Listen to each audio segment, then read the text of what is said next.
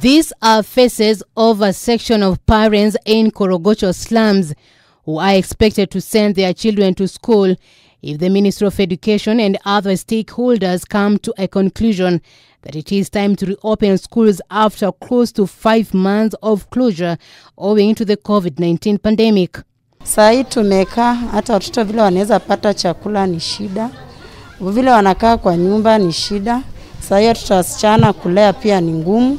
Unasikia mtoto wa miaka 9 ako na mimba. The announcement by Education Cabinet Secretary George Magoha that they are deliberating on schools reopening before end of this year, sending majority of them in panic mode, with many uncomfortable of sending their children to school before the virus is completely mitigated. Tena hii social distance, ningetaka wasingatie sana watoto wasiende tena shule tena turudishiwe watoto tena tusikie tena corona imeenda juu tena.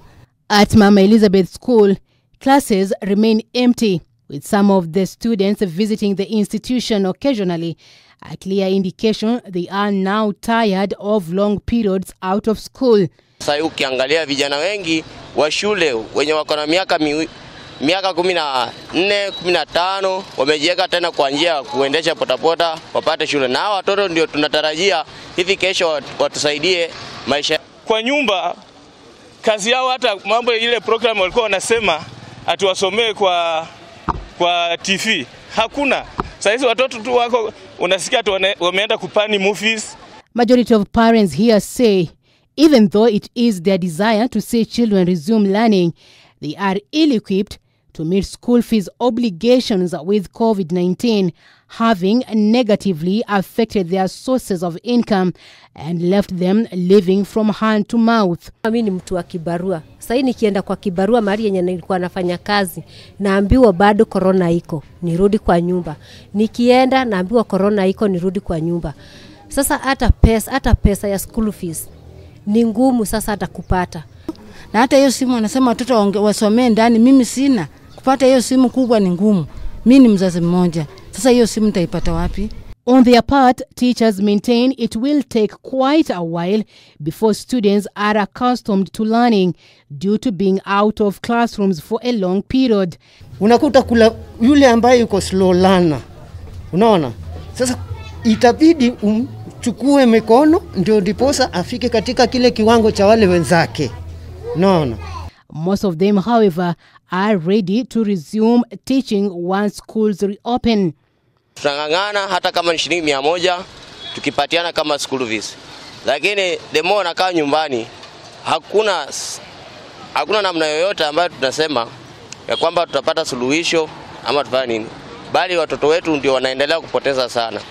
Experts on matters education say the government and the Ministry of Education must work around the clock to prepare learning facilities and ensure measures to curb the spread of the virus are well elaborated for the safety of students. Tupatie shule pesa za kutosha, zijiandae kwa kutafuta maji yawe pale shuleni, desks ama vile makazi ya wanafunzi vile watavyokaa. Na boarding schools zile ambazo zinaitwa boarding facilities zikuwe more expanded. And hizi miezi 6-7 ambazo shule zilikuwa zimefungwa, angalau tungekuwa tunaona mambo kama haya yakiendelea, lakini hayajakuwa kitendeka. Kwa hivyo hapo ndio shida na changamoto, kwamba shule hazijajitayarisha kupokea wanafunzi. Shule zetu zimejaza wanafunzi wengi sana katika madarasa, na sisi wote tunajua shule zetu they are congested.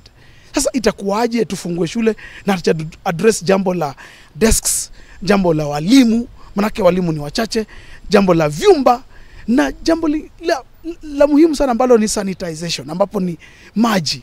Currently, most learning institutions are not ready to resume classes and may serve as spreading grounds for coronavirus if the decision to reopen schools is made in haste. Shule pale kama kule Kakamega High School zimekuwa kama vituo vya kutenga wagonjwa wa ugonjwa huu. Watafunguaje shule hizo kama bado hajapewa program maalum jinsi hizo shule zote zimesafishwa na vile virusi tusikie kwamba haviko pale? Normally, school syllabuses are covered over a period of 9 months in Kenya, and with only 2 months of this year's academic calendar remaining, the question is whether the resumption of schools will salvage what seems a lost academic year for students, especially for candidates.